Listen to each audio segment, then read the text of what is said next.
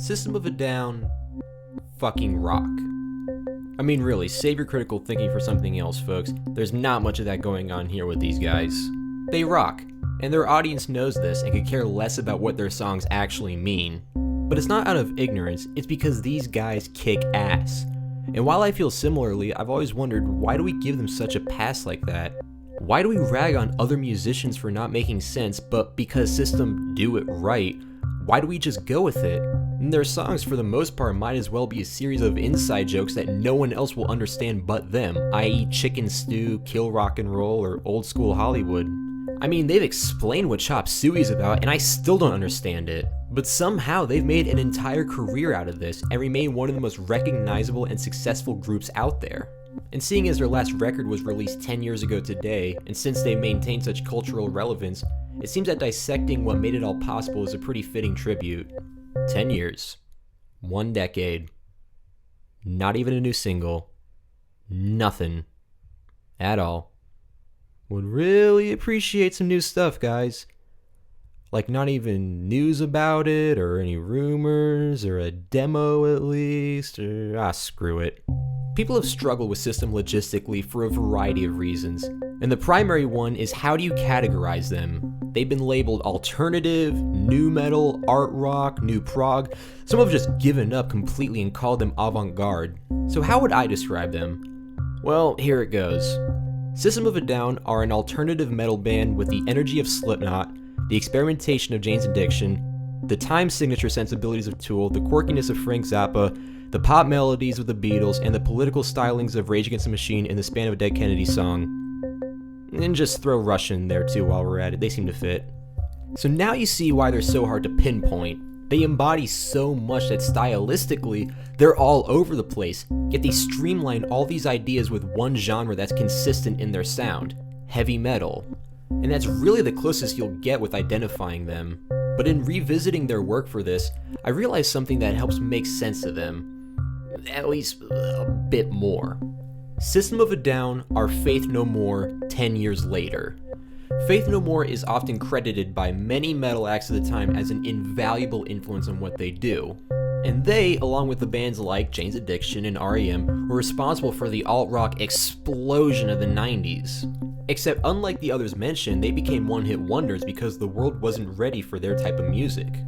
The System shares their same sense of experimentation and melody, and they both have a frontman with an attention-grabbing persona who also has a sensational voice. Just a friendly reminder of how much I suck. Whether it's because Faith No More opened the door for bands like them or the Rick Rubin treatment, System are in many ways the musical reincarnation of them for the next decade. They're also very much a case of being in the right place at the right time. If you listen to their first record, while it's not their best, they have a strong sense of who they are as a group, and their sound sits perfectly in the three main genres of the time: alternative, new metal, and the new wave of American heavy metal. But you can't pigeonhole them to one particular trend, and maybe that speaks to why they've maintained such career longevity. They don't adhere to trends, they do their own thing, but they still remain relevant to what's popular. If you want to understand what makes them unique, the best place to look is actually their side projects. While Serge's solo act has interesting moments, the songs overall feel very unfocused. He still has his amazing godlike voice, and his weirdness is still there, but it's just too much, and the songs feel like they're all over the place. With Scars on Broadway, Darren and John's band, they're fine on their own, but you do feel Serge's absence. He truly is a frontman, and a big part of what makes System stand out. And in each act, you can feel the ideas of what makes the band when they're together, but it's either too much or not enough of the other, and therein lies the problem. And save your bassist jokes, guys. Shavo is just as important.